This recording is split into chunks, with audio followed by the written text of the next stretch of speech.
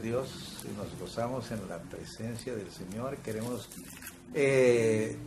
desearles que este año que comienza, ¿sí?, tengan todas las bendiciones que el Señor tiene preparadas para ustedes. Yo sé que hay mucho que el Señor nos va a dar este año, y sobre todo en el conocimiento de la palabra, ¿verdad? Por lo pronto, más que desearles un feliz y próspero año nuevo, quiero desearles que el Señor los siga bendiciendo como los empezó a bendecir desde el año pasado, ¿verdad? Porque la verdad es que es el propósito de Dios, el plan de Dios, que bendecirnos, aunque usted no lo crea, ¿verdad? Queremos, por lo tanto, recordarles que reiniciamos la enseñanza sobre la guerra espiritual y liberación, o liberación y guerra espiritual, como lo quiera decir usted.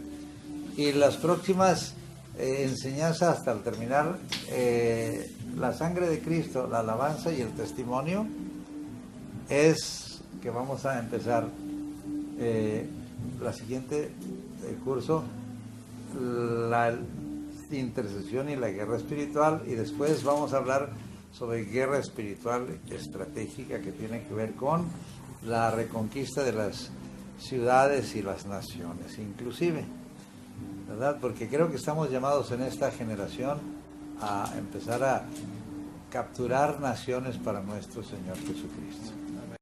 ¿Sí? Recuperar, más bien, no capturar. ¿Sí? Bueno, tenemos que destruir también al enemigo, como lo hizo Israel cuando conquistó la tierra de Canaán. Por lo pronto, vamos a entrar en materia continuar con la sangre de Cristo y los beneficios que tenemos de ella. ¿Sí? Dice en el capítulo 28 de el libro de Hechos. En Hechos 28 dice así, claramente: por tanto, mirad por vosotros y por todo el rebaño en que el Espíritu Santo os ha puesto por obispos, para apacentar la iglesia del Señor, la cual Él ganó por su propia sangre. En este material dice, compró con su propia sangre. Y hay que recordar que el hombre se había perdido, había sido el enemigo el que había capturado no solamente la tierra, sino también al hombre. Lo puso bajo su esclavitud. Por eso el Señor tiene que comprarlo, y lo compró con su sangre, o lo rescató. La palabra redención significa volver a comprar. Redimir significa pagar un rescate para alguien que se había enajenado en su propia libertad bajo el poder del enemigo. Hay muchos textos que nos dicen eso, pero quisiera que quedara claro que nosotros fuimos comprados, y no por cualquier precio, sino el precio de la preciosa sangre de nuestro Señor Jesucristo.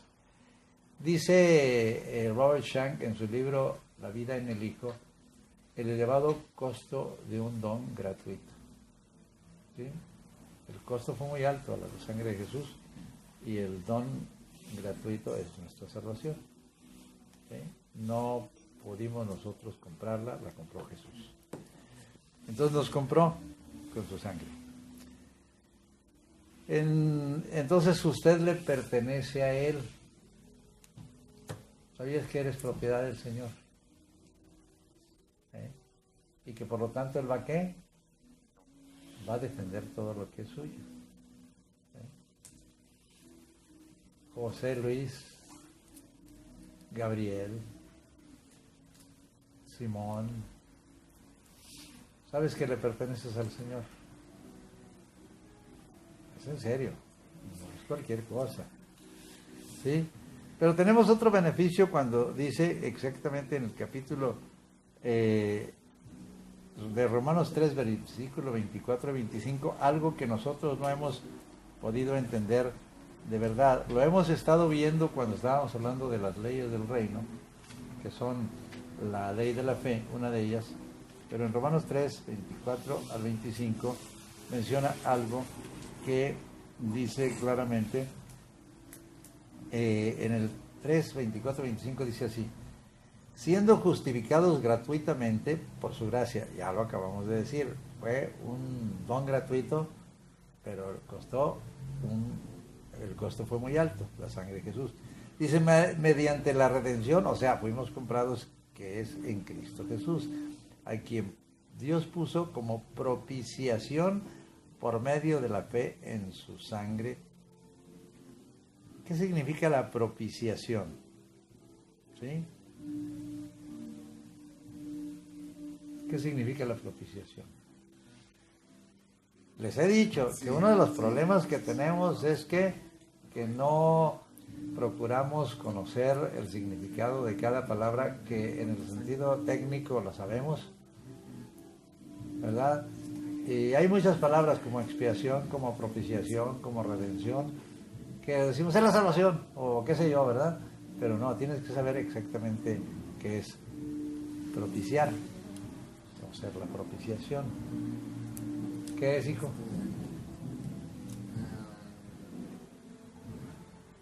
Bueno, ya se me olvidó. Propiciar significa verte con favor, favorecerte.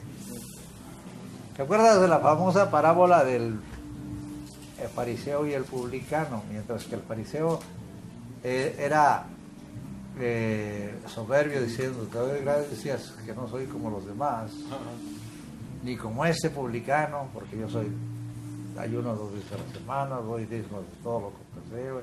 Estaba justificándose él solo. Y él dice que el publicano, golpeándose el pecho, decía, Señor, sé propicio a mí. O sea, mírame con tu favor, favoréceme. Es lo que está diciendo. Entonces, por su sangre, Él nos favorece. Por eso sí, yo creo que recuerdan que encima del arca del pacto había una placa de oro que tenía que ser rociada y se le llamaba esa placa, ¿qué? El propiciatorio. ¿Sí?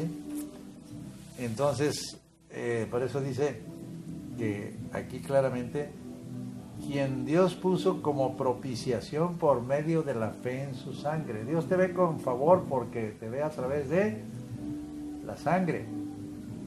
Yo recuerdo que hace muchos años había un canto que decía, cuando Dios la sangre ve que su Hijo derramó, en la cual el pecador se lavó, le verá con favor. No se los canto porque allá está, hay música arriba y me van a desviar en la voz. Pero no, lo interesante del caso es que en todo caso dice que Él nos puso como propiciación por medio de la fe en su sangre, para manifestar su justicia a causa de haber pasado por alto en su paciencia los pecados pasados.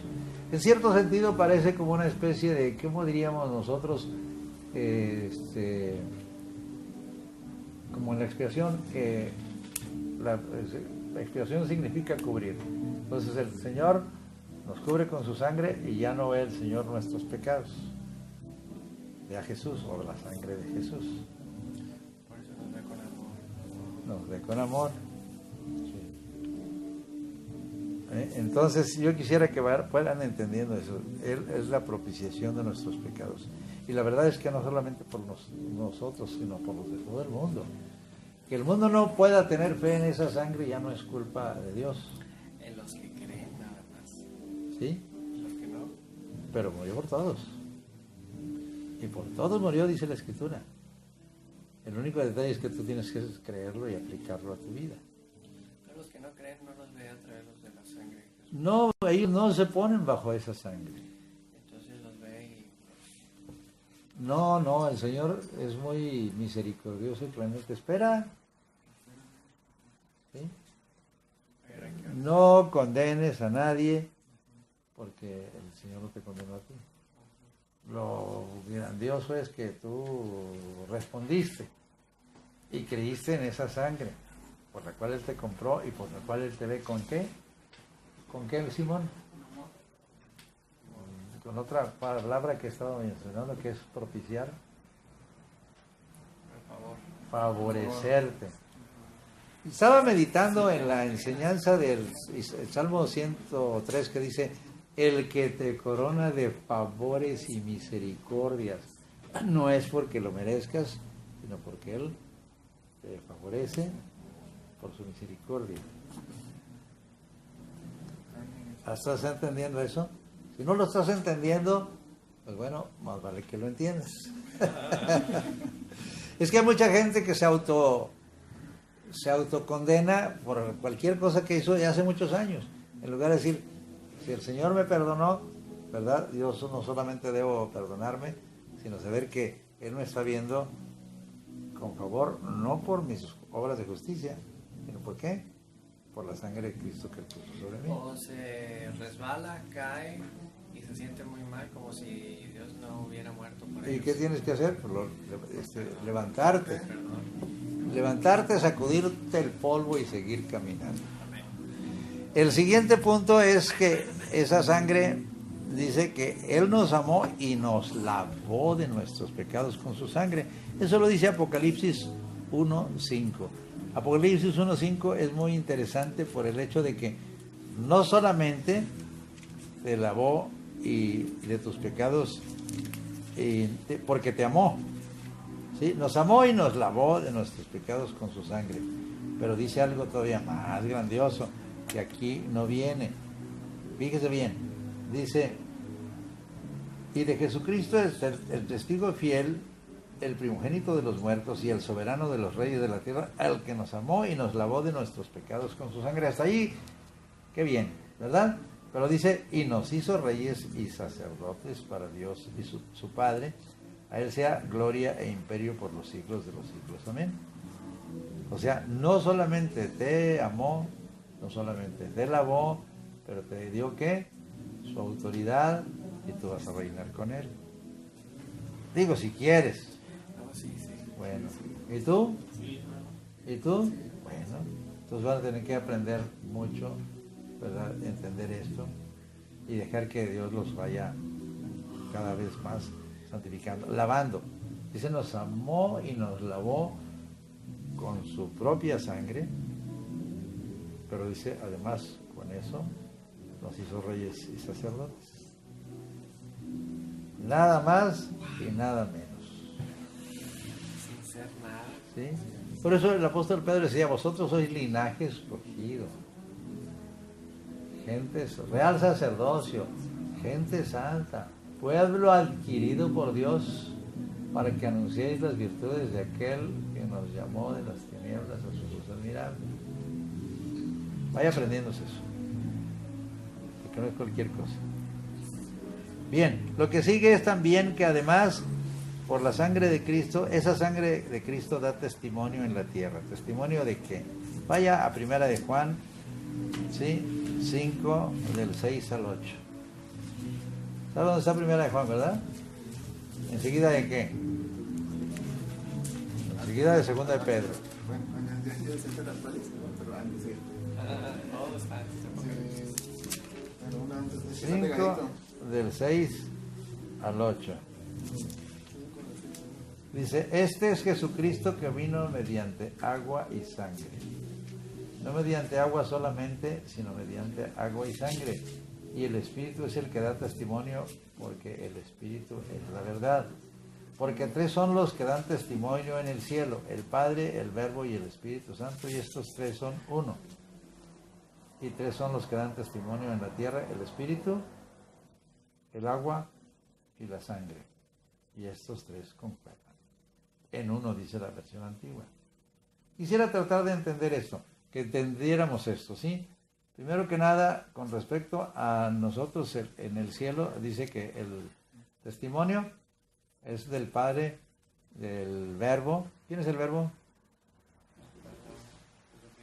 Jesucristo. ¿Sí? Y el Espíritu Santo.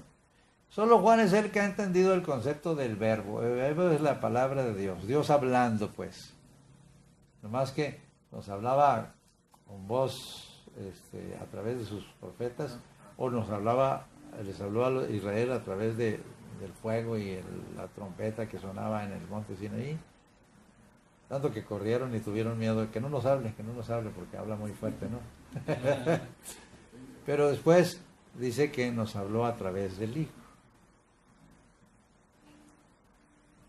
Eso lo dice fácilmente o claramente en Hebreos 1, así empieza diciendo, Dios habiendo hablado muchas veces en otro tiempo a los padres por los profetas, en estos postreros días nos ha hablado por el Hijo. Nos habla porque el Hijo es su palabra. Usted va a decir, es que no entiendo, pues bueno, nomás crea. Ya el Señor le dirá cuando esté con él. Hay muchos hermanos que me dicen, hermano, ¿qué significa esto? Le digo, no sé, pero le voy a preguntar al Señor. Y me dice, no, cuando esté con él le voy a preguntar porque yo tampoco sé. Quiero que lo crea nada más. Él es la palabra encarnada, el verbo encarnado. En el principio era el verbo y el verbo estaba con Dios. ¿Cómo no?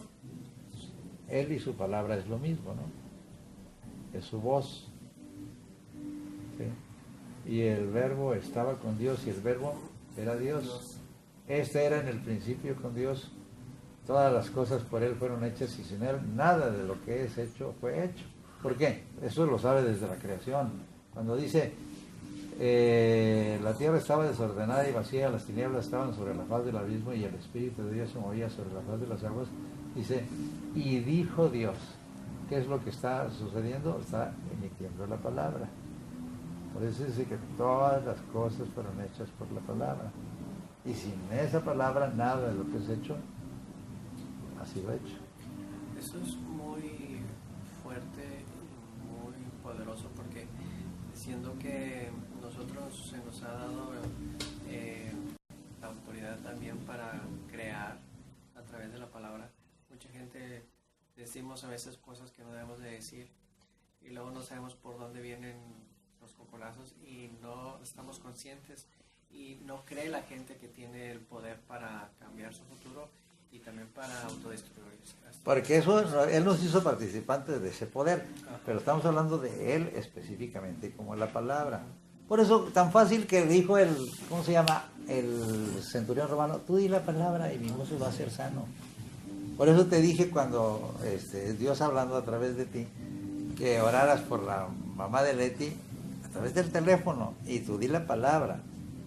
No se pudo porque estaba dormida, pero fuimos y ¿qué sucedió? Seguro. El Señor la sanó, así, ¿verdad? Porque no fue el toque de nuestra mano, fue la palabra que nosotros dimos. Pero volviendo a nuestro Señor Jesucristo, esa dice que Él en la tierra da testimonio de tres cosas, ¿eh? ¿Qué? El Espíritu, el agua. ¿Qué será el agua? La palabra. La palabra. ¿De dónde sacas tú eso? Dice la Biblia que Él compró a la iglesia y dice que a fin de santificarla en el lavamiento del agua por la palabra. Eso lo dice en Efesios capítulo 5, cuando habla de la esposa. ¿Sí?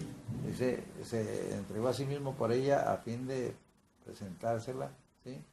Como una iglesia que no tuviera mancha, ni arruga, ni cosa semejante, sino que sea, pero dice, habiéndola santificado en el lavamiento del agua por la palabra. Para entender esto, yo quisiera que tratáramos de captar que son términos que los judíos podían entender, y por eso está hablando de los hebreos en otra ocasión, diciendo eso, que nos habló por el Hijo, pero dice que tenían ellos una fuente. Esa fuente que estaba ahí después de pasar por el altar del holocausto, la fuente era donde los sacerdotes lavaban manos y pies para los oficios del santuario. Pero esa fuente estaba hecha también de espejos. Dice de espejos de las mujeres que velaban a la puerta del tabernáculo. Ahí mismo tú puedes entender que ese espejo es la palabra también. Lo dice Santiago en su capítulo 1. Que el que mira a la ley de la libertad es como el hombre que miró en un espejo su rostro natural. Tú ves la palabra y te vas a dar cuenta, estoy sucio de la cara, estoy despeinado.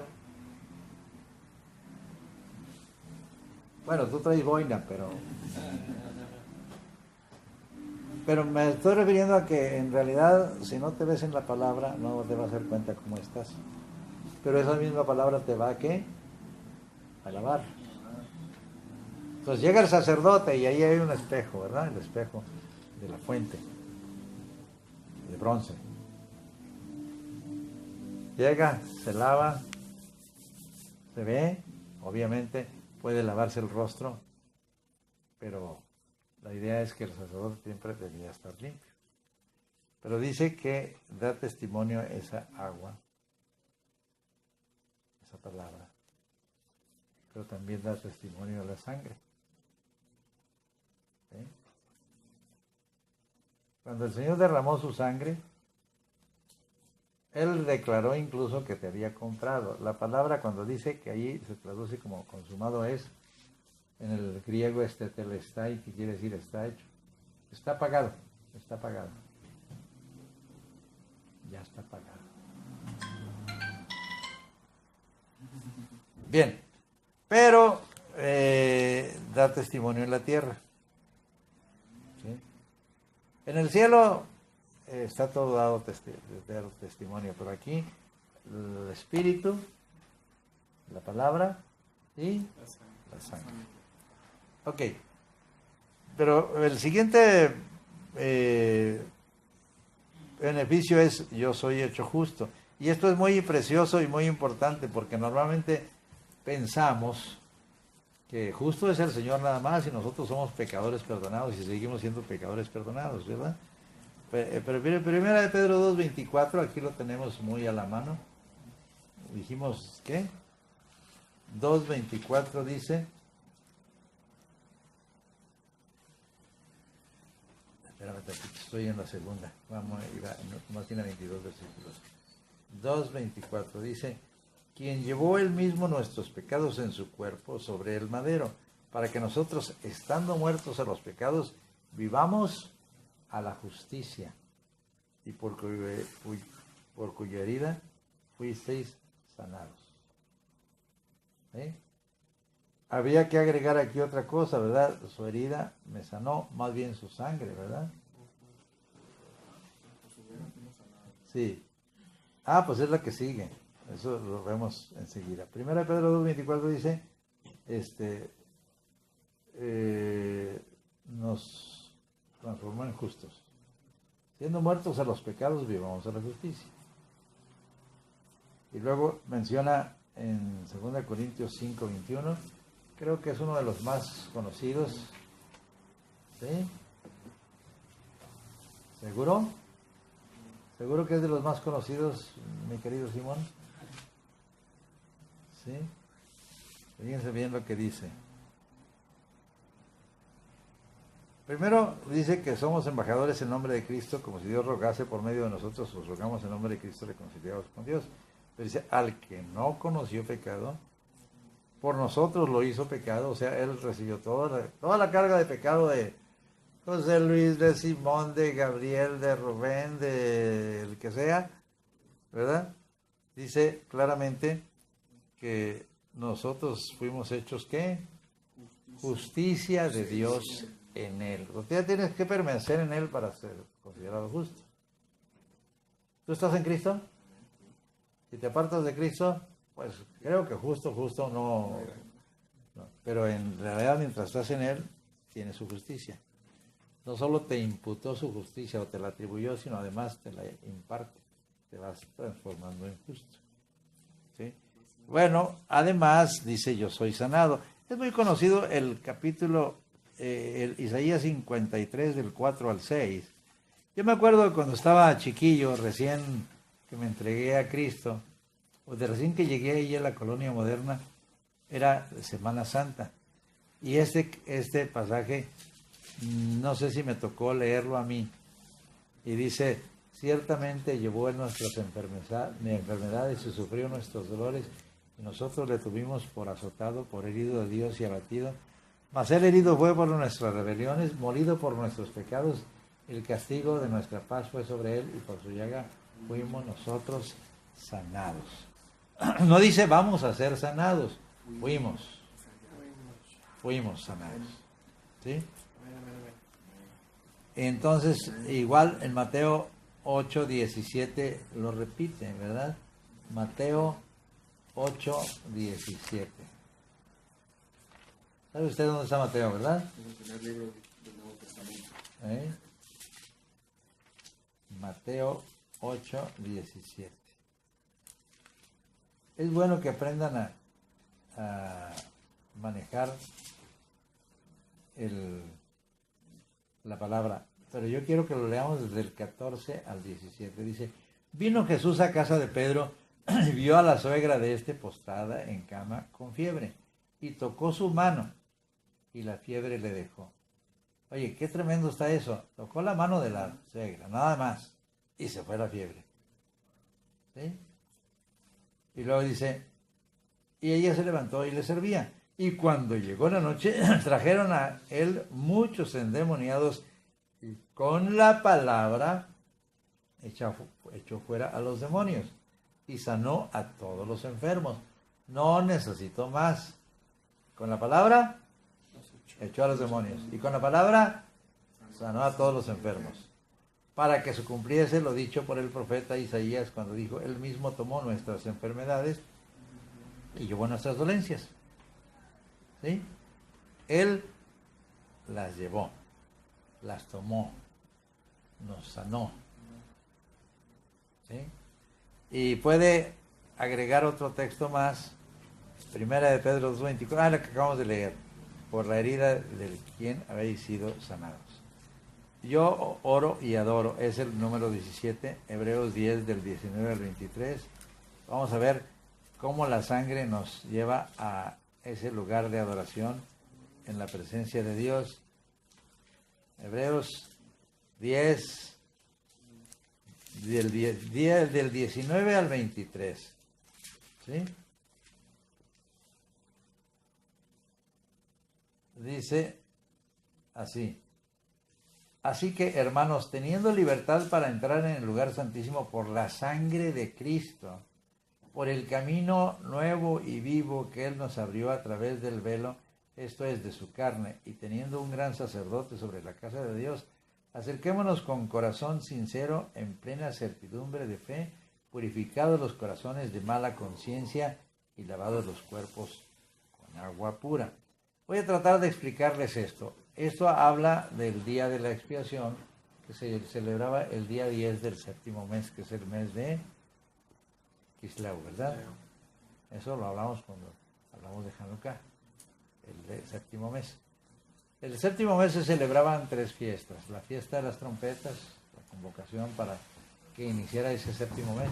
Y luego el 10 era el día de la expiación, y el 15 el de la de los tabernáculos, correcto, gracias.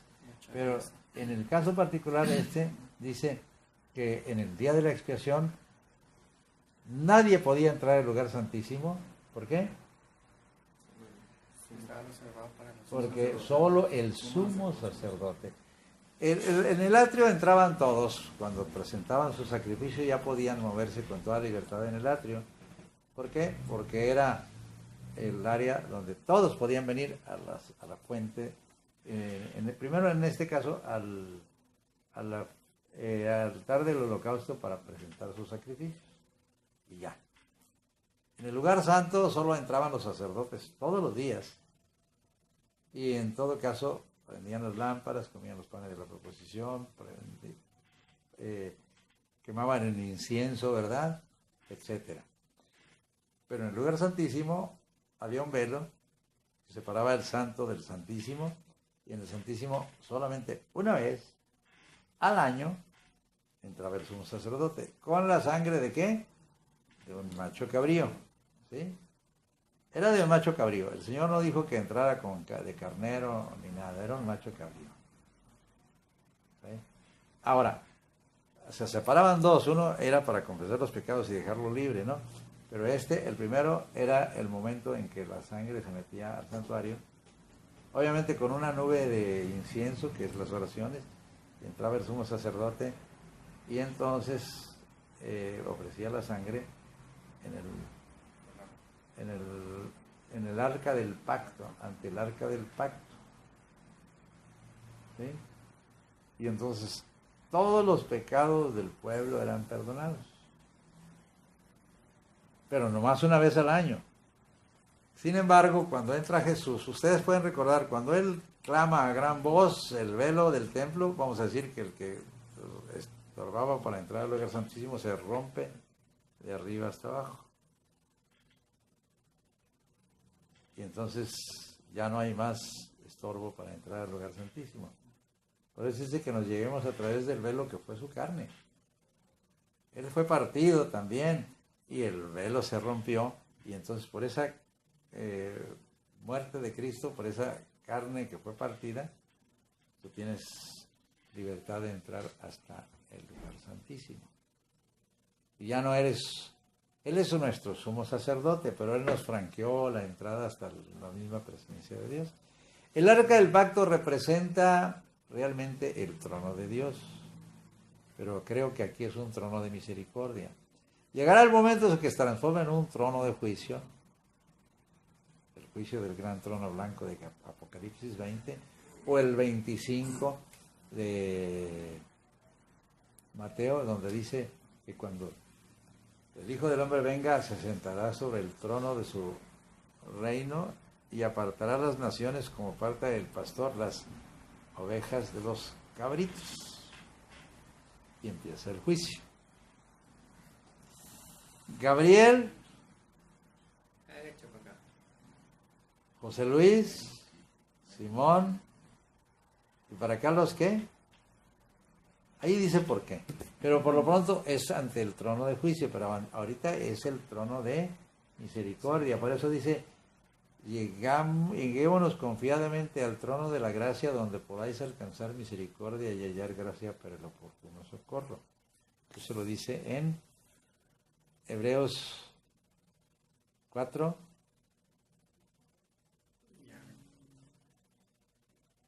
¿12 o 16? Dice, cuando dice 12 es, la palabra es viva y eficaz y más penetrante que toda espada de los fieles, que penetra hasta partir el alma y aún el espíritu y las coyunturas y los tuétanos. No, dice un poquito más atrás, porque no tenemos un sacerdote que no se pueda compadecer de nuestras debilidades, o más adelante, según pues sino uno que fue tentado en todo según nuestra semejanza, pero sin pecado.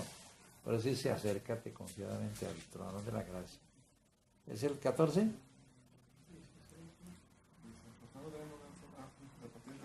Es el 14. Acercémonos confiadamente al trono de la gracia, a fin de alcanzar misericordia y hallar gracia para el oportuno socorro. O sea, aquí no me asuste. Se pecó, sabe que si se arrepiente puede ir con toda confianza y el Señor le va a perdonar. Okay. Entonces, grábese eso. Tiene toda la libertad de entrar al lugar santísimo. ¿Sí? ¿Pero para qué? Para adorar al Señor. ¿Sí? Por eso en Apocalipsis, porque dice, es del 10 al 23. Dice,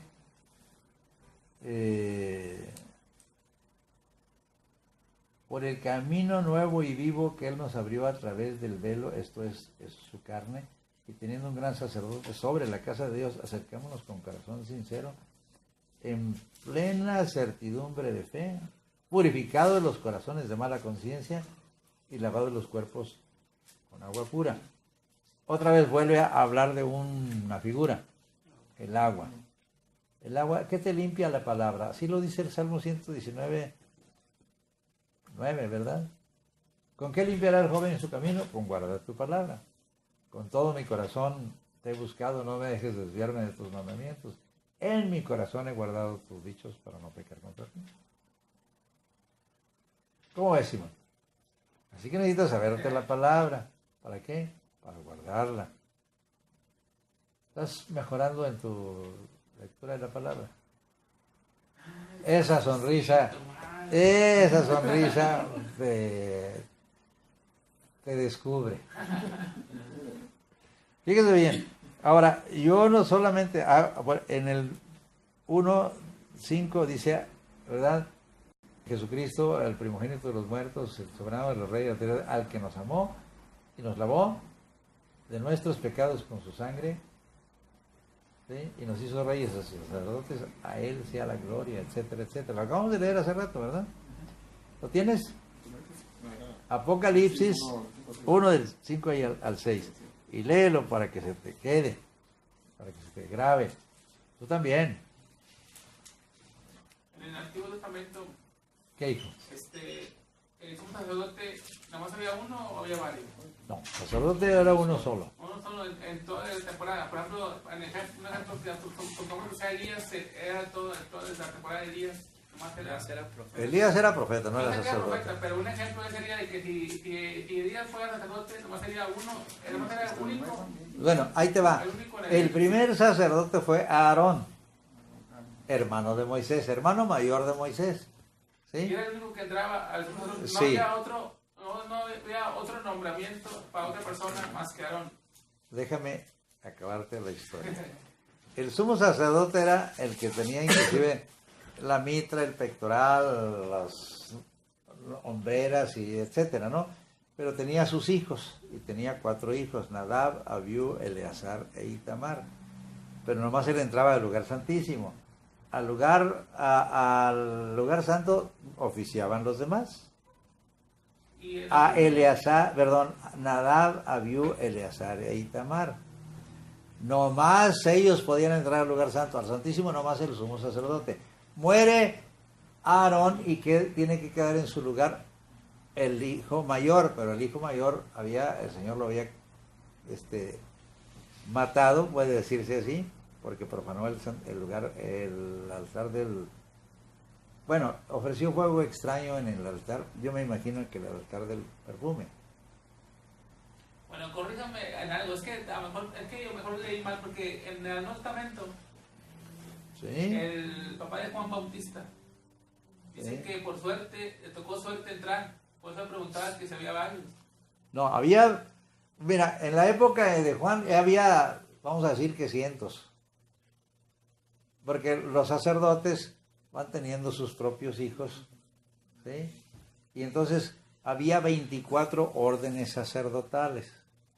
Vamos a pensar que somos nosotros de los 24, que pensamos en el mes de Nisan, que es mi primer mes, le tocaba la primera quincena a Tomás, la segunda a José Luis, ya el siguiente mes, que sería la tercera quincena, a ti, luego a Gabriel, y luego a mí, y así hasta completar 24 turnos, o sea, los 12 meses se dividían en 2 quincenas. Por eso se llama, el número 24 significa sacerdocio. La Biblia dice que ante Jesús, ante el trono, estaban los 24 ancianos y los 4 seres vivientes, ¿verdad? También había 24 turnos para los cantores. Eso puedes encontrarlo en el libro primero de las Crónicas. Muchos de nosotros nos aburrimos leyendo las Crónicas y está tan rico en enseñanza. ¿Sí? Los 24 tenían que estar santos para entrar, por si les tocaba suerte. Mira, nomás vas a ministrar 15 días en el año. ¿Sí? Esos 15 días tienes que estar bien limpio. Y en los demás también, pero ya no tienes que entrar al santuario. Nomás te tocaba esos 15 días. Entonces, Zacarías, el padre, le tocó en la clase de Abías, ¿no? Dice así. Voy a tratar de ubicarlos en el contexto bíblico, porque creo que estamos bastante ignorantes en eso. Quiero que vayan al libro primero de las Crónicas.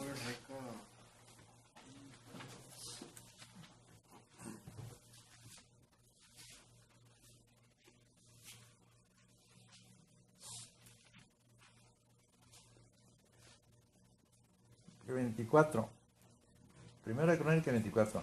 También los hijos de Aarón fueron distribuidos en grupos. Primero de Crónicas 24. ¿Dónde estabas? Dice, también los hijos de Aarón fueron distribuidos en grupos. Los hijos de Aarón, Nadab, Abiú, Eleazar e Itamar. Mas como Nadab y Abiú murieron antes que su padre, porque el Señor los quemó porque ofrecieron fuego extraño, y no tuvieron hijos, Eleazar e Itamar ejercieron el sacerdocio. Entonces, cuando muere Aarón, entra en su lugar, ¿quién? Eleazar, no Nadab. ¿Sí? Pero dice, David con Sadoc de los hijos de Eleazar y Ahimelech de los hijos de Itamar, los repartió por sus turnos en el ministerio. Y lo dice, de los hijos de Eleazar había más varones principales que los hijos de Itamar, y los repartieron así, de los hijos de Eleazar, 16 cabezas de casas paternas, y los hijos de Itamar por sus casas paternas, 8. ¿Cuántos eran? 24. Los repartieron pues por suertes los unos con los otros, porque de los hijos de Eleazar y de los hijos de Itamar hubo príncipes del santuario y príncipes de la casa de Dios. Y luego empieza hablando, dice, y el escriba Semaías, hijo de Natanael, de los levitas, escribió su nombre en presencia del rey y de los príncipes, y delante de Sadoc, el sacerdote, de Ahimelech, hijo de Abiatar, y de los jefes de las casas paternas, y de los sacerdotes y levitas, designando por suerte una casa paterna para Eleazar y otra para Itamar.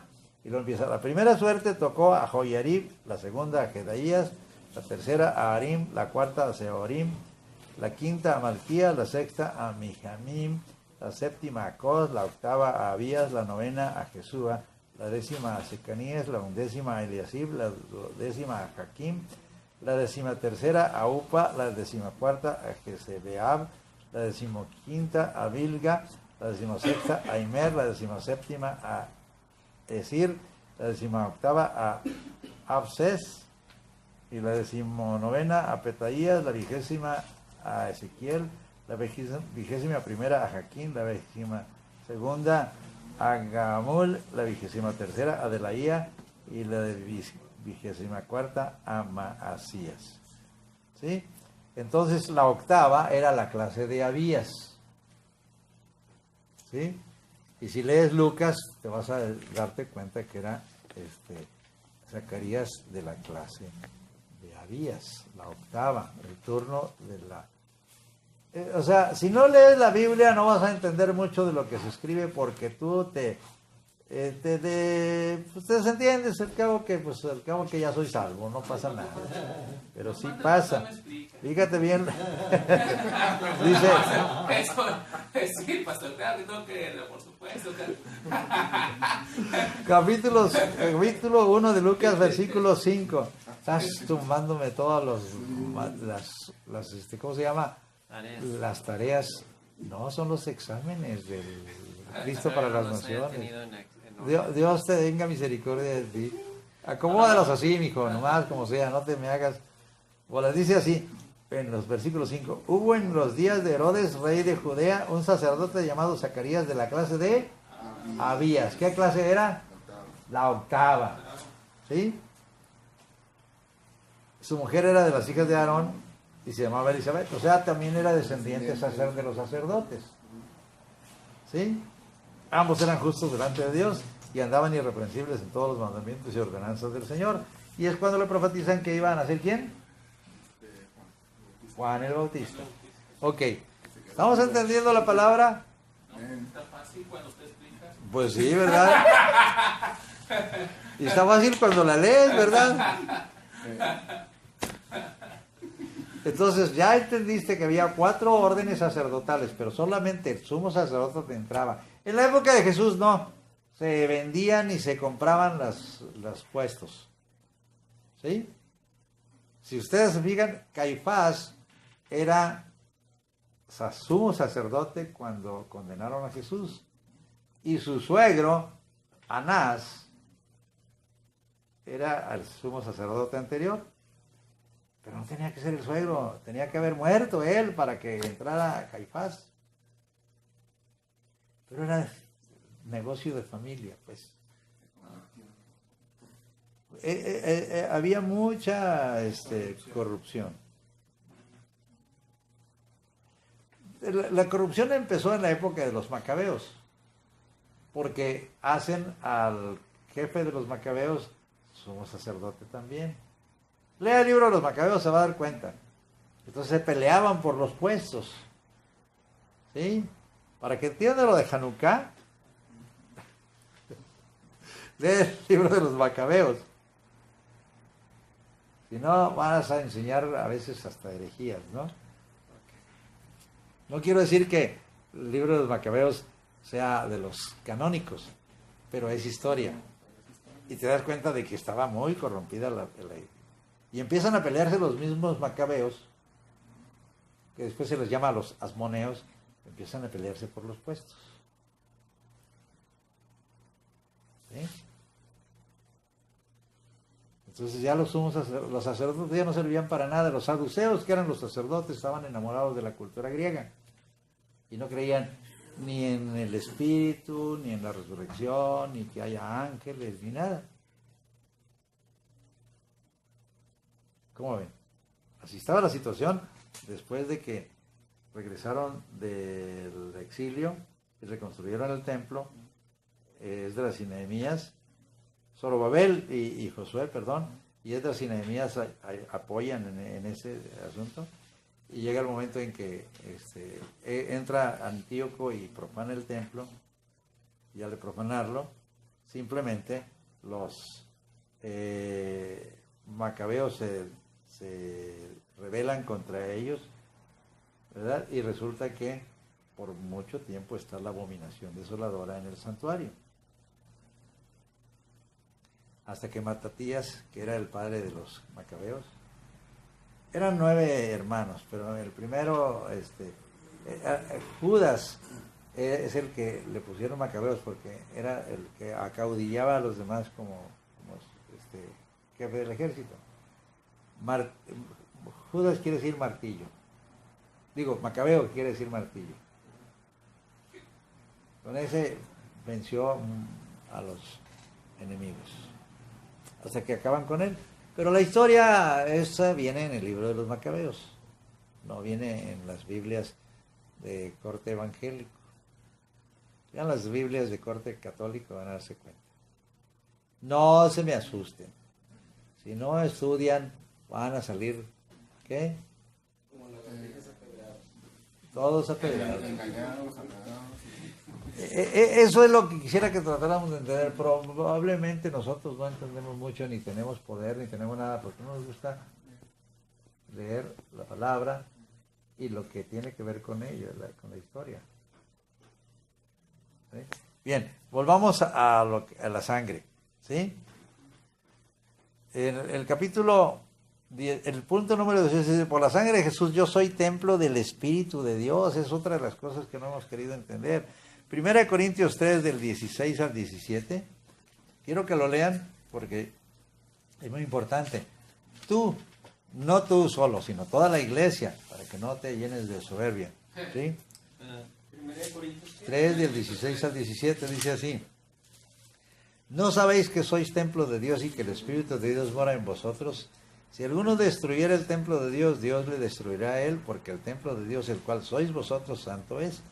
Está diciéndolo en plural, porque está hablando de toda la iglesia.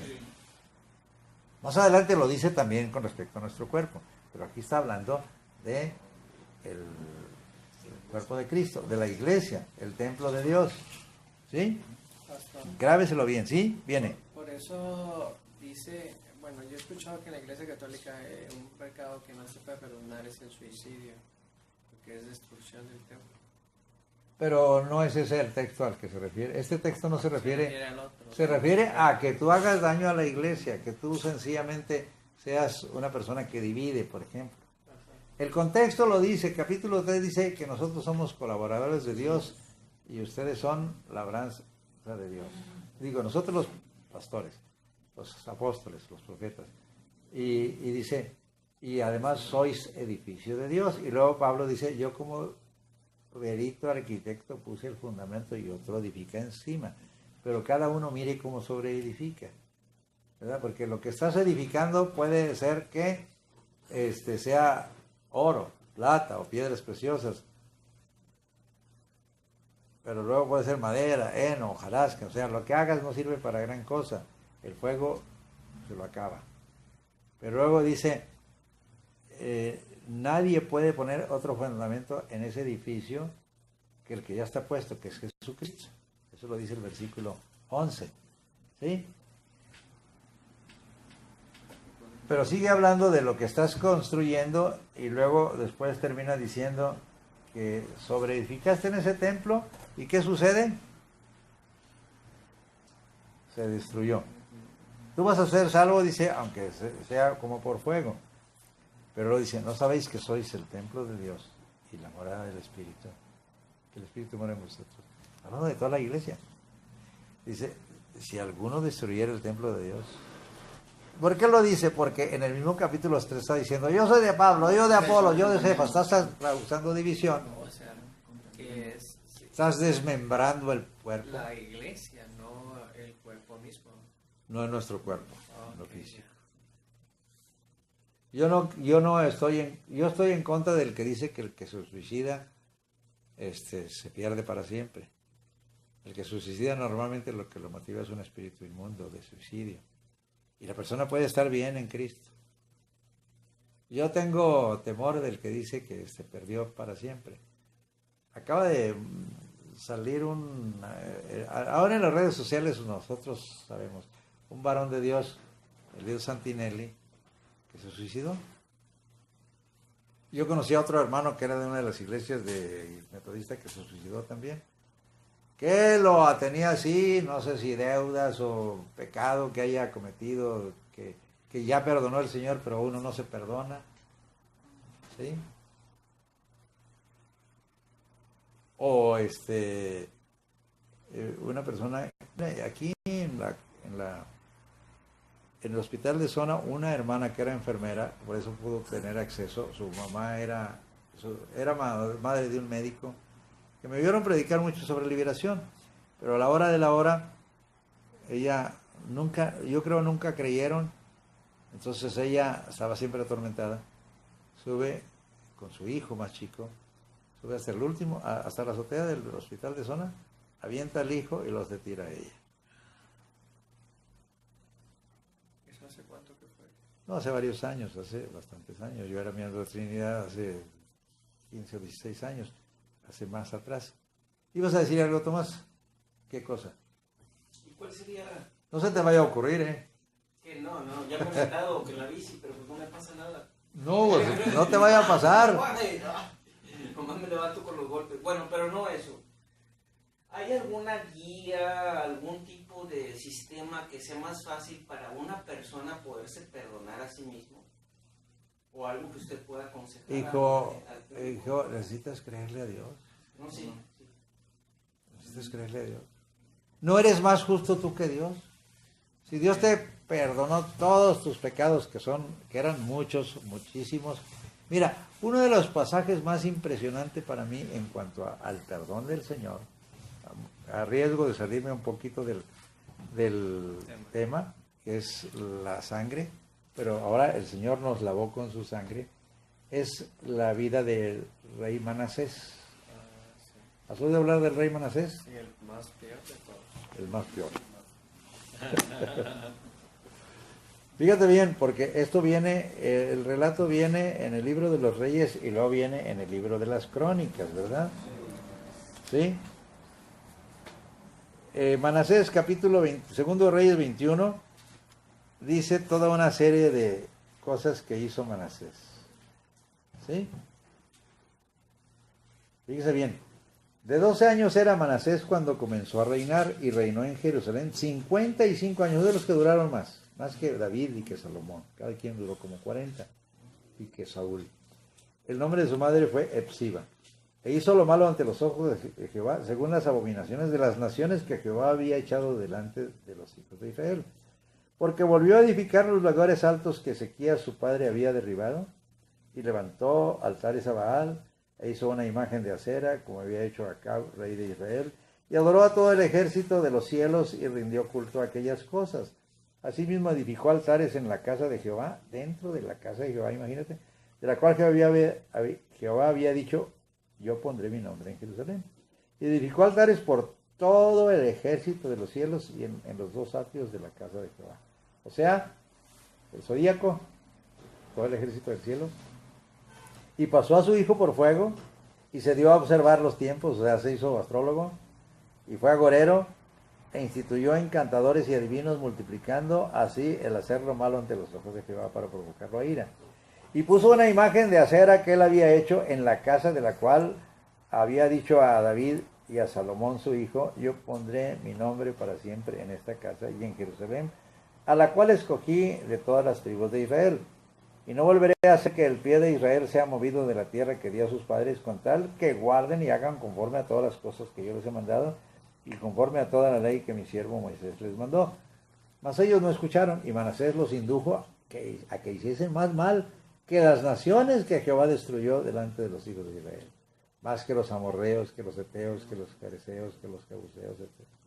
Habló pues Jehová por medio de sus siervos los profetas, diciendo: por cuanto Manasés, rey de Judá, ha hecho estas abominaciones, y ha hecho más mal que todo lo que hicieron los amorreos que fueron antes de él, y también ha hecho pecar a Judá con sus ídolos. Por tanto, así ha dicho Jehová, el Dios de Israel: he aquí yo traigo tal mal sobre Jerusalén y sobre Judá, que al que lo oyere le retiñirán ambos oídos. Y extenderé sobre Jerusalén el cordel de Samaria y la plomada de la casa de Acab, y limpiaré a Jerusalén como se limpia un plato que se friega y se vuelve boca abajo. Y desampararé el resto de mi heredad y lo entregaré en manos de sus enemigos, y serán para presa y despojo de todos sus adversarios, por cuanto han hecho lo malo ante mis ojos, y me han provocado a ira desde el día que sus padres salieron de Egipto hasta hoy. Fuera de esto, derramó Manasés mucha sangre inocente en gran manera, hasta llenar a Jerusalén de extremo a extremo. Además de su pecado con que hizo pecar a Judá, para que hiciese lo malo ante los ojos de Jehová. Lo demás de los hechos de Manasés y todo lo que hizo y el pecado que cometió, ¿no está escrito en el libro de las crónicas de los reyes de Judá? Fíjate bien, y durmió Manasés con sus padres y fue sepultado en el huerto de su casa, en el huerto de Usa, y reinó en su lugar Amón su hijo. Aquí no dice lo que dice Crónicas, dice, está escrito en las Crónicas, que es Crónicas 33. Segundo de Crónicas 33, del 1 al 20. ¿Sí? Yo no quiero leer todo lo que dice el 33, sino lo último. Cuando se pone a orar. Exactamente. 33. Dice, el versículo 9 dice: Manasés pues hizo extraviarse a Judá y a los moradores de Jerusalén para hacer más mal que las naciones que Jehová destruyó delante de los hijos de Israel. Y habló Jehová a Manasés y a su pueblo, mas ellos no escucharon. Por lo cual Jehová trajo contra ellos al general del ejército del rey de los asirios, los cuales aprisionaron con grillos a Manasés y atado con cadenas lo llevaron a Babilonia. Mas luego que fue puesto en angustias, no te pone el Señor en angustias nomás porque sí, ni para destruirte, al contrario, oró a Jehová su Dios, humillado grandemente en la presencia de Dios, del Dios de sus padres, y habiendo orado a él, fue atendido, pues Dios oyó su oración y lo restauró a Jerusalén, a su reino. Entonces reconoció Manasés que Jehová era Dios, después de haber adorado tantos dioses, ¿verdad? Después de esto edificó el muro exterior de la ciudad de David al occidente de Gijón, en el valle, a la entrada de la puerta del pescado, y amuralló Ofel, y elevó el muro muy alto, y puso capitanes del ejército en todas las ciudades fortificadas de Israel. Asimismo, quitó los dioses ajenos, o sea, tienes que eliminar todo eso lo que habías hecho, ¿verdad? Y el ídolo de la casa de Jehová, y todos los altares que había edificado en el monte de la casa de Jehová y en Jerusalén, los echó fuera de la ciudad. Reparó luego el altar de Jehová y sacrificó sobre él sacrificios de ofrendas de paz y de alabanza, y mandó a Judá que sirviesen a Jehová desde Israel. Pero el pueblo aún sacrificaba en los lugares altos, aunque lo hacían para Jehová, su Dios. O sea, los lugares altos eran para los dioses que habían llevado. Ahora quitan los altares y empiezan a adorar ahí a Dios. Pero los demás hechos de Manasés y su oración a su Dios y las palabras de los videntes que le hablaron en nombre de Jehová, el Dios de Israel. Y aquí todo está escrito en las actas de los reyes de Israel. Te regresa al libro de Reyes, ¿verdad? Dice, su oración también y cómo fue oído, todos sus pecados y su prevaricación, los sitios donde edificó lugares altos, y erigió imágenes de acera e ídolos aún antes que se humillase. Y aquí están estas cosas están escritas en las palabras de los videntes. Y durmió Manasés con sus padres y lo sepultaron en su casa y reinó en su lugar Amón su hijo. ¿Has hecho tantas cosas como él? No, pero Entonces no no eres prefieres- más justo que Dios, no, pero no lo digo solo por ti, porque nosotros somos capaces de condenar a que cualquiera cometió un pecado, cuando el Señor no lo hace. O sea Te que- da oportunidad de arrepentirte por más pillo que seas, ¿verdad? O sea que la falta de perdón o de autoperdón también, o de perdonar a alguien, va combinado con soberbia, rebeldía, por consiguiente... Mira, yo pienso aquí no, que el enemigo te tiene engañado. Hasta te va a perdonar. Es el acusador. Por eso dice que fue lanzado fuera el acusador de nuestros hermanos. Eso lo vamos a ver más adelante. Pero tú no tienes que acusarte de algo que para el Señor no existe. Que te redarguye el Señor, sí. Y te puede reprender.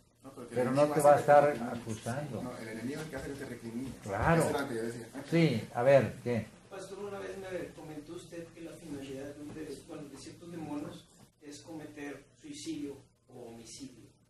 Sí, una persona que está con espíritus malos, ¿sí?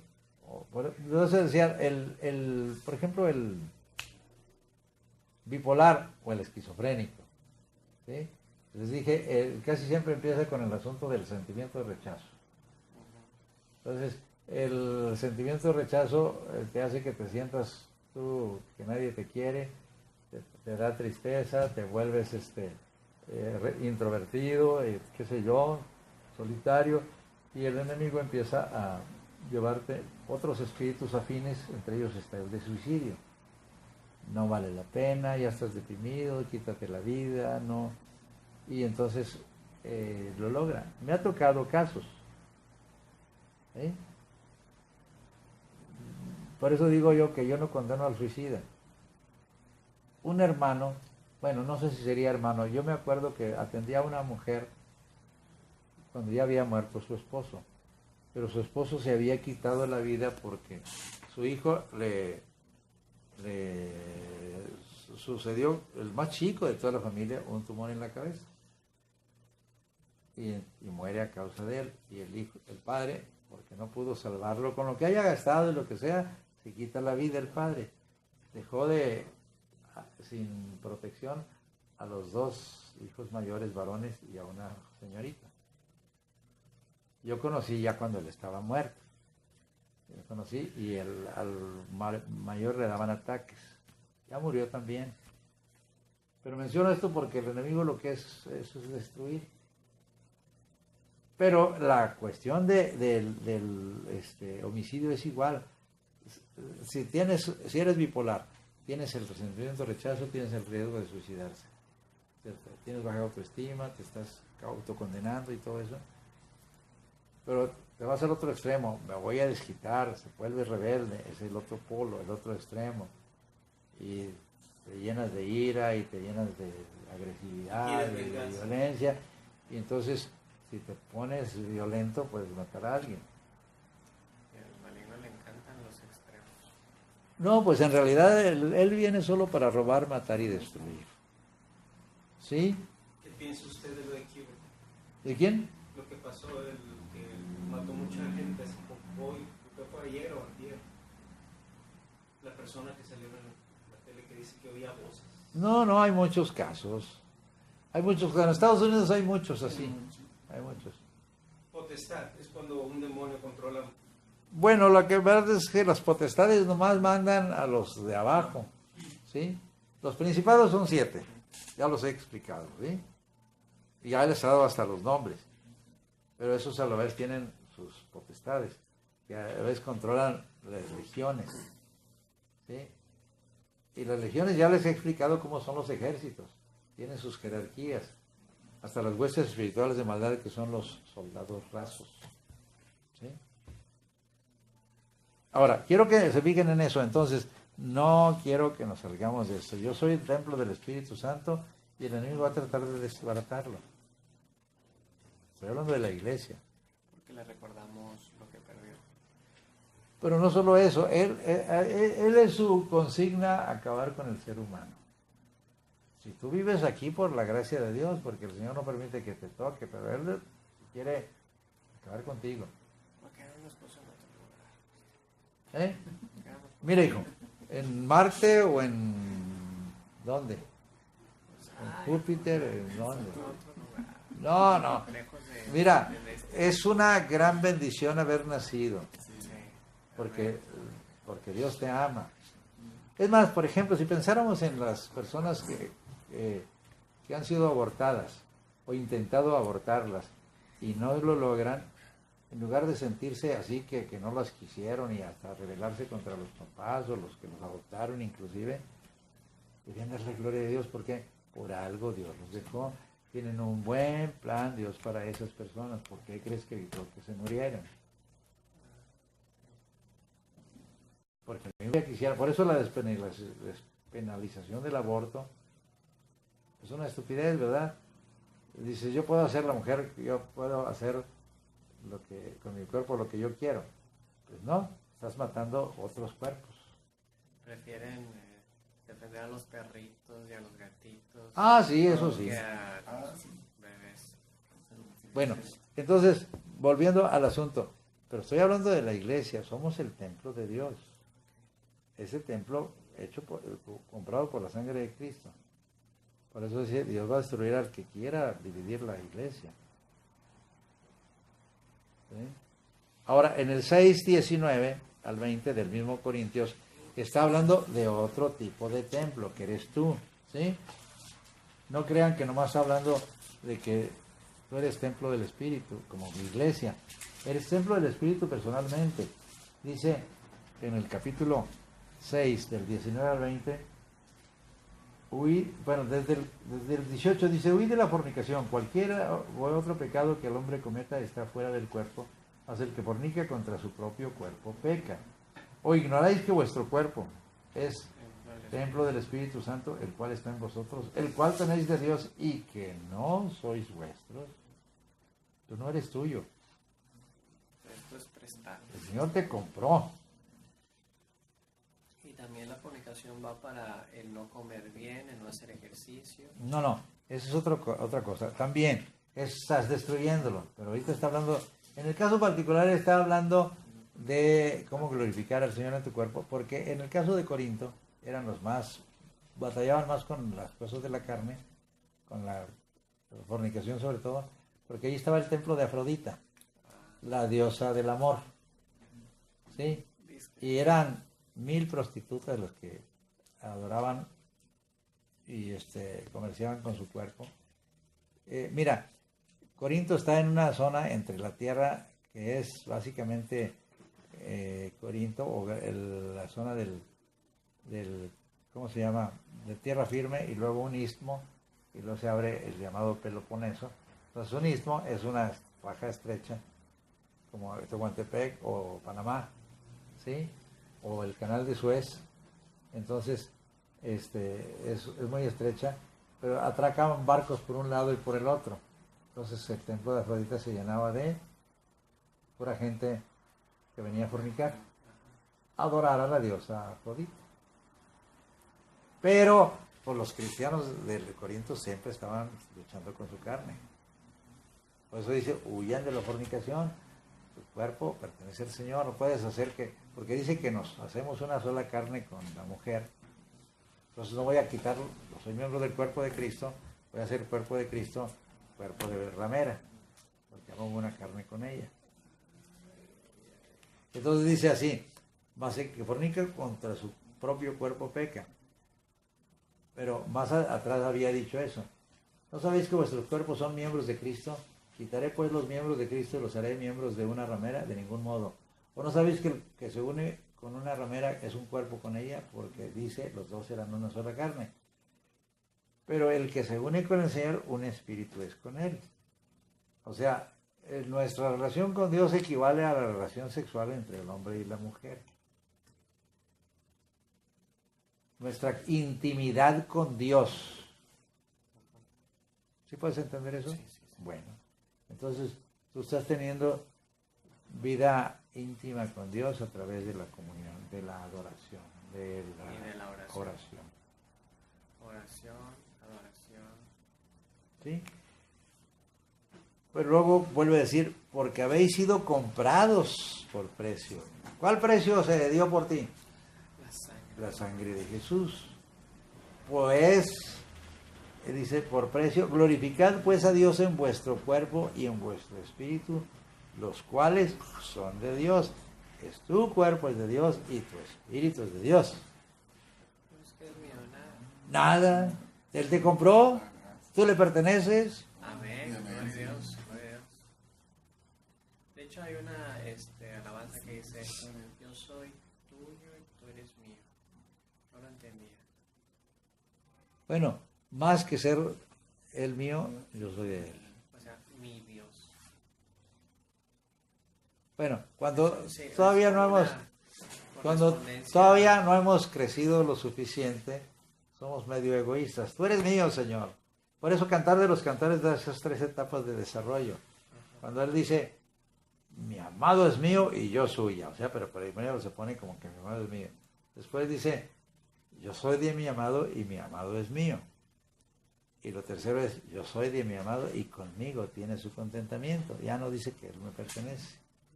Yo le pertenezco y puede hacer conmigo lo que él quiera.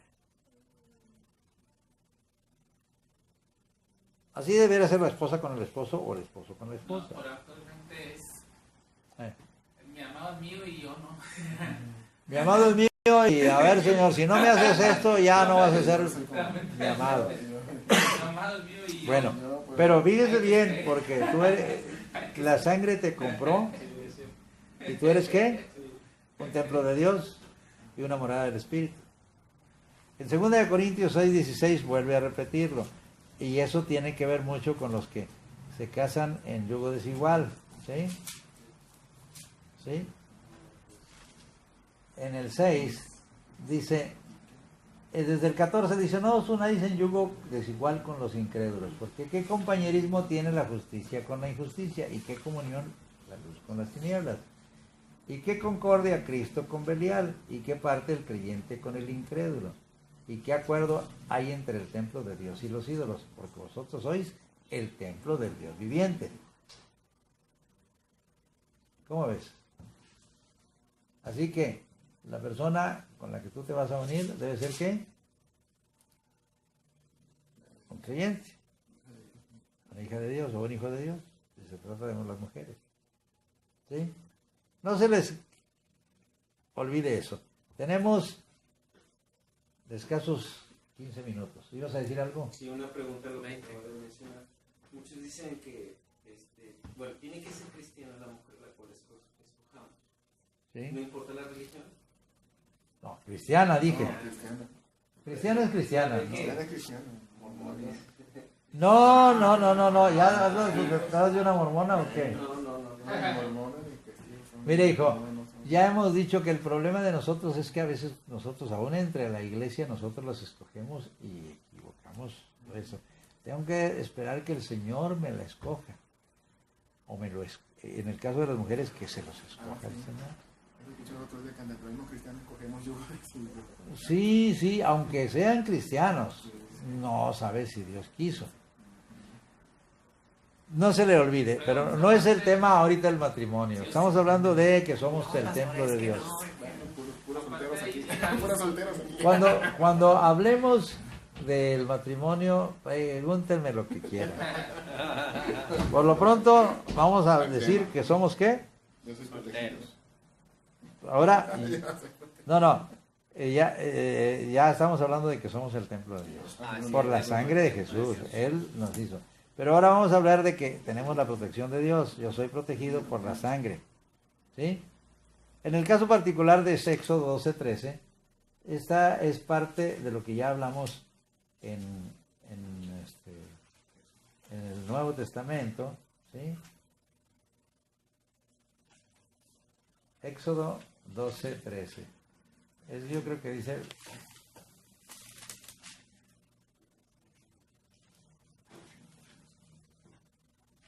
Y la sangre os será por señal en las casas donde vosotros estéis. Y veré la sangre y pasaré de vosotros, y no habrá en vosotros plaga de mortandad cuando hiera la tierra de Egipto. Aquí era la sangre de un cordero que se había tomado el día 10 de Nisan o Aviv, y se había tenido 4 días allí en casa, y luego entre las 2 tardes se degollaba y se cogía la sangre y se marcaban el dintel y los postes de la casa, y luego con eso ya estaba protegida la casa. Y esa misma carne la asaban al fuego y se la comían. En un sentido espiritual así es lo mismo. Si tú no aplicas la sangre de Cristo sobre ti, ¿qué sucede? Sencillamente estás sin protección. Me recuerdo que un día el Señor ataca a la hermana Elvia, que ustedes conocen, y él, así, en un espíritu malo ahí en su cama, y ella le dijo: pongo la sangre de Cristo entre tú y yo, y se fue el enemigo. Pues ahora que está ministrando una hermana, que la hermana, su hijo, tiene de novia una mujer que es adoradora de la muerte, ahora se han metido muchos espíritus inmundos ahí en esa casa. Y la propia hermana Leti se llama, ve la muerte ahí adentro. Veía ya. Bueno, esperamos que ya no la vea, pero porque Elvia está yendo ahí, orando con ella. Pero le dije: haz lo mismo, pon la sangre de Cristo entre ti y los espíritus malos de ella. Y lo hace.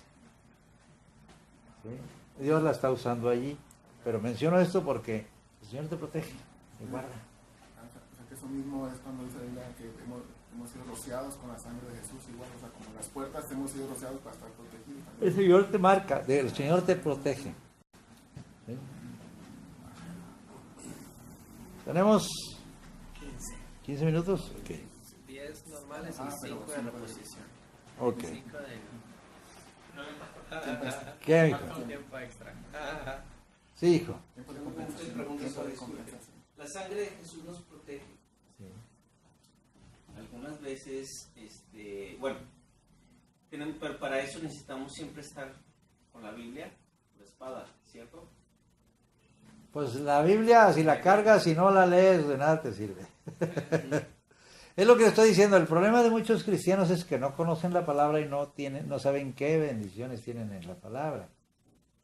Por ejemplo, todos estos 32 beneficios de la sangre de Cristo. Y ya muy bien poquitos. Llevamos ahorita ya 19. Ay, ¿Nos faltan qué? 13. ¿Sí?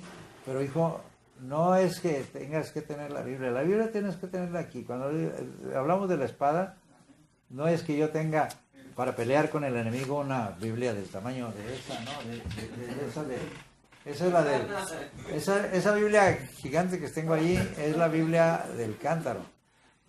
Es la primera revisión que se hizo de la Reina Valera, de la Reina. Que se dio la Reina, allá está, la del oso.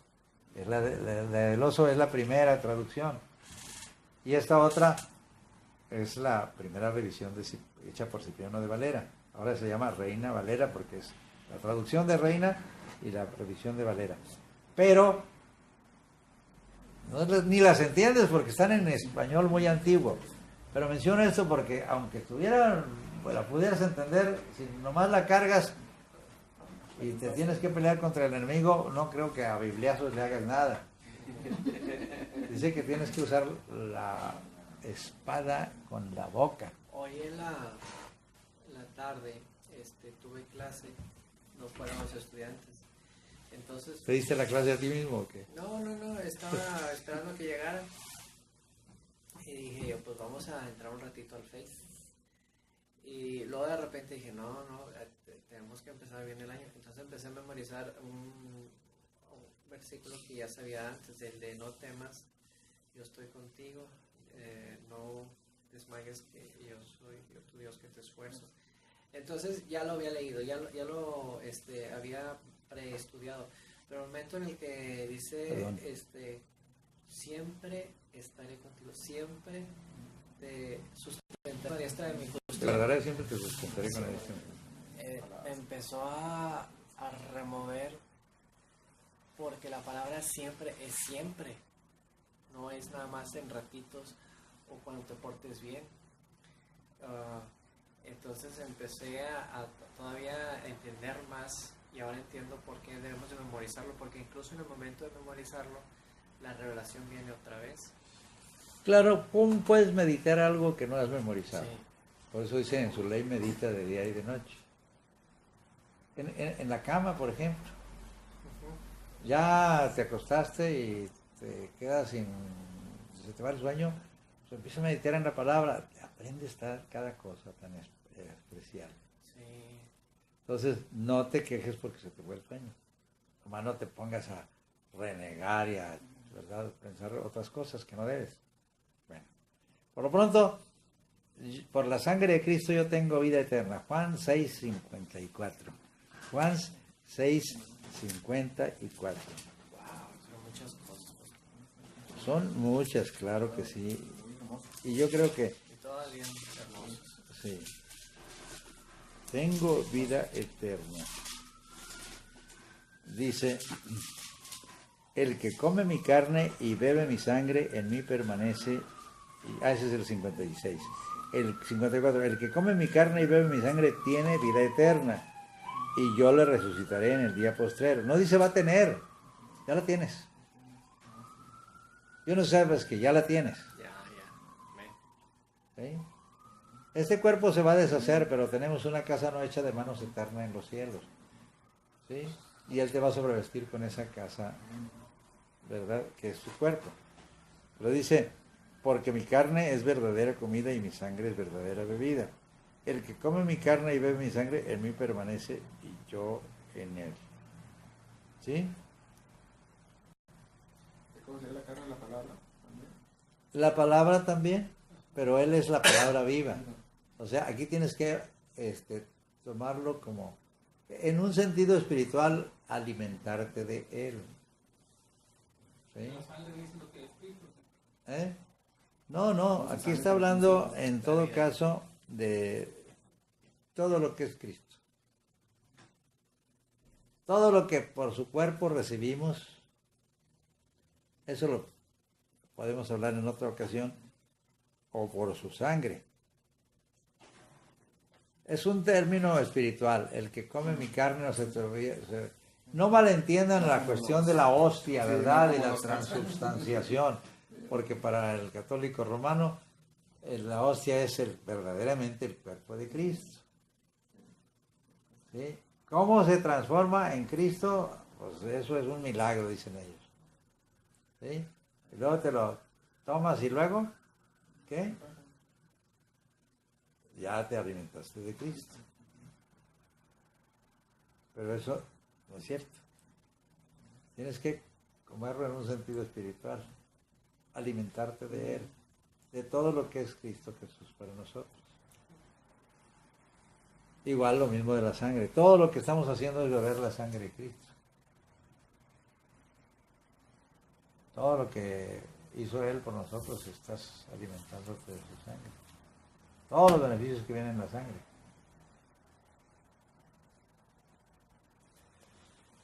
Veamos lo que sigue. Somos un reino de sacerdotes, Apocalipsis 1 del 5 al 6. Ya lo estudiamos, pero nomás lo que vimos primero, que éramos, ¿qué? Nos amó y nos lavó. Nos amó y nos lavó de nuestros pecados con su sangre. Pero dice, y nos hizo reyes y sacerdotes. No es cualquier cosa. Reinaremos sobre la tierra.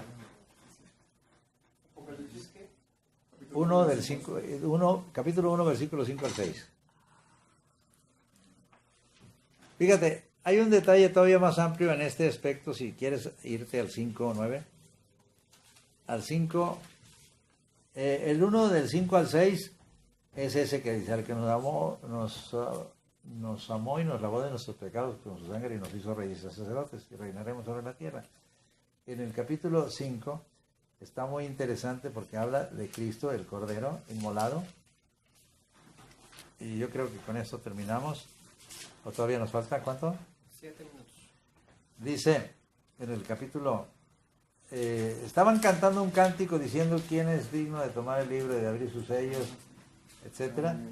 ¿Sí?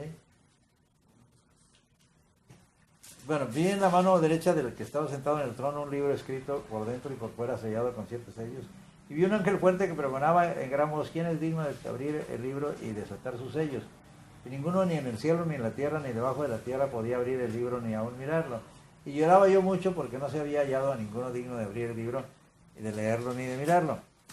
Pero luego dice, y uno de los ancianos me dijo: no llores, he aquí que el león de la tribu de Judá, un león, la raíz de David, ha vencido para abrir el libro y desatar sus sellos, sus 7 sellos.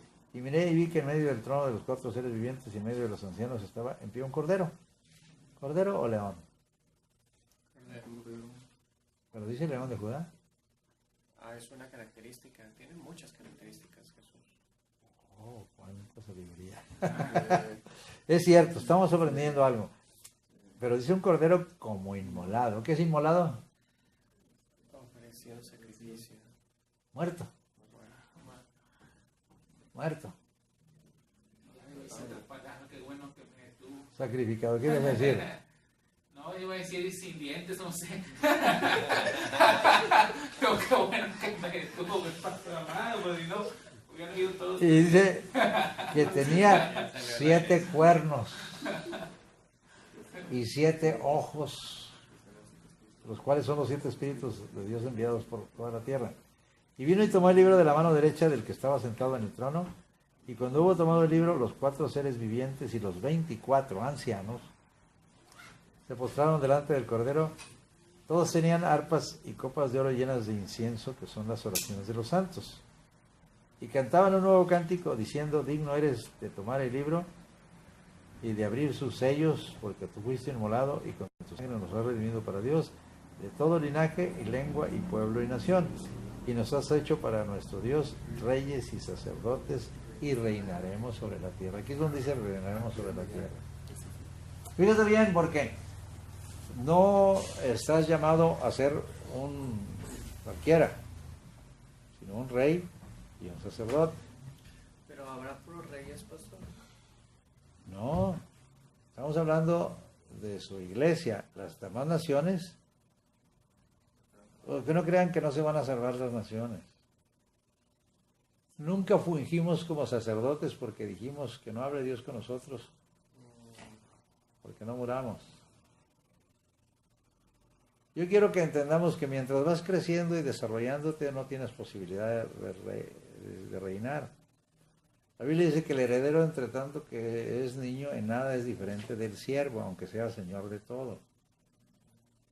No vas a reinar hasta que seas, ¿qué? Adulto. Pues todos los cristianos vamos a reinar. Te tocará tu turno, como lo sucedió con los 24 ancianos, ¿verdad? Te toca tu turno y no vas a... ¿Me explico? Vamos a pensar, ¿cuántas naciones hay aquí? Oficialmente como unas 200.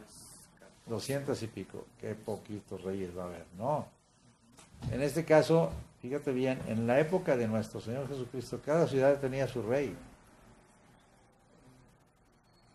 ¿Cuántos municipios tiene Nuevo León?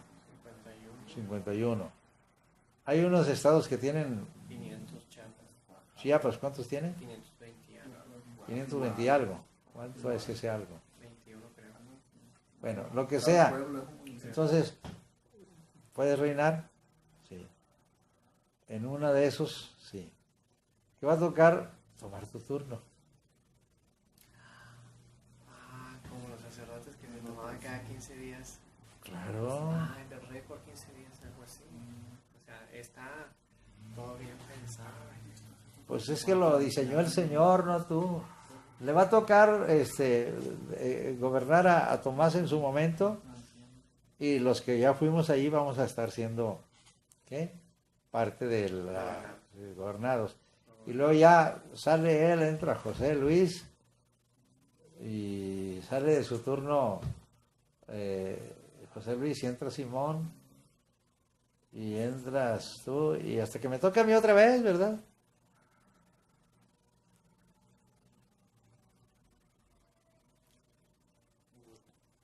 No, aquí no hay de sufragio efectivo, no reelección. Aquí la cuestión es que te va a tocar. Ya estás señalado para eso.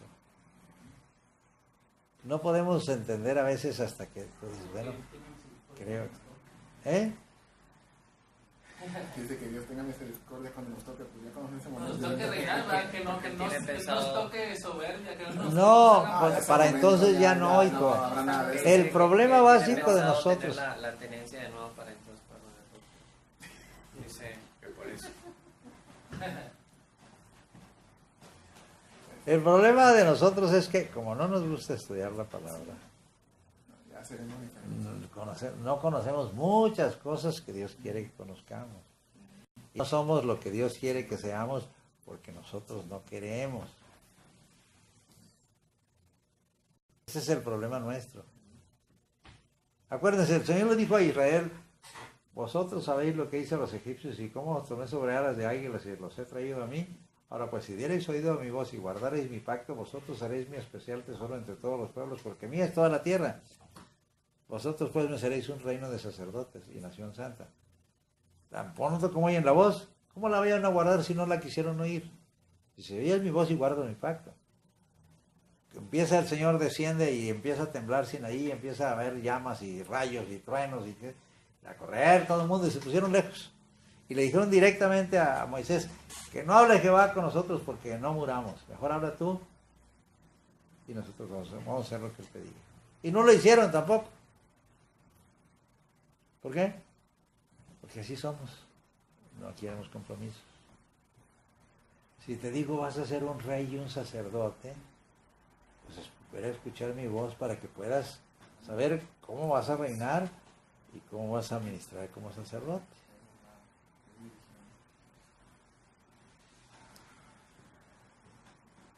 Yo sé parte entiendo, ¿verdad? Pero que no nos enfrentó con un pueblo como le tocó a Moisés. No, mijo.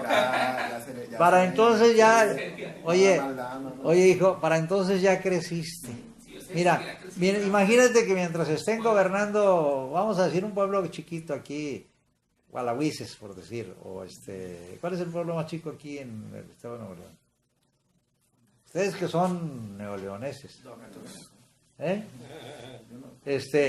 Vamos a irnos no muy lejos, Pesquería. ¿Sí? Pesquería. Le tocó a estar gobernando a Tomás. ¿Qué vas a estar haciendo tú? Estudiando para cuando te toque gobernar.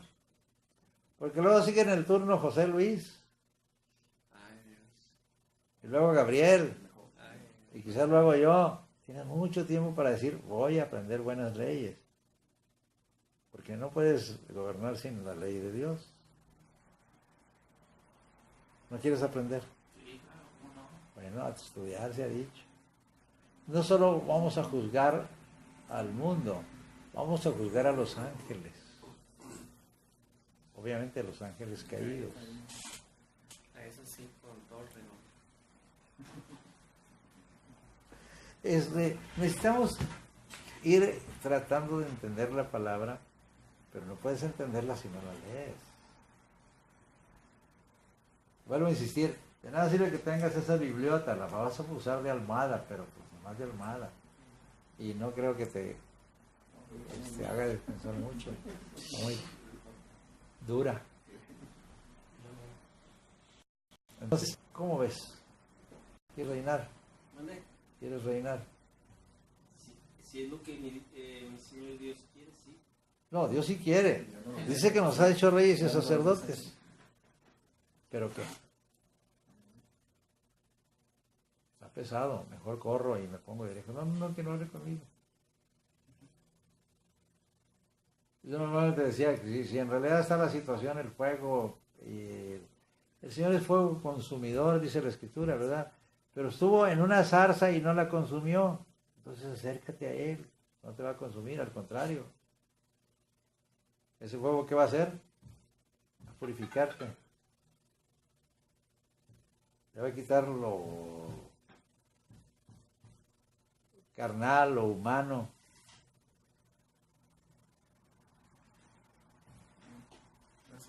¿Se acabó? Ya se acabó. Nos despedimos de nuestro amado pueblo de Dios. Nos falta ver mucho más con respecto a la sangre, a menos que usted no quiera saber más. Porque dice, yo soy protegido, hecho completo y pleno en Cristo. Yo soy fuente de las aguas vivientes. Yo tengo el Nuevo Testamento en su sangre. Yo reinaré con Cristo sobre la tierra. Yo estoy cubierto, somos hechos coherederos, somos hijos de Dios.